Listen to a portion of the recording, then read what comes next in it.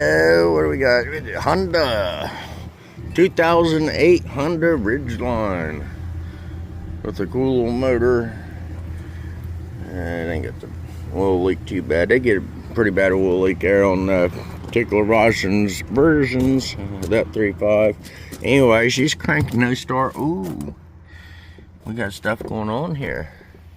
Oh, we got more stuff going on. Let me see what I can't do.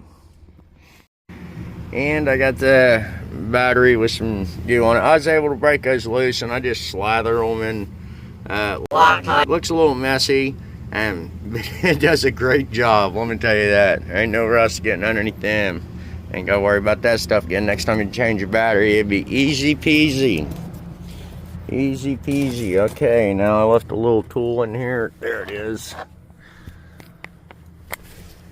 Okay. These people gave me a tip. I thought that was pretty nice of them.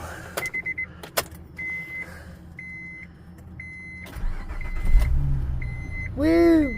Job's done.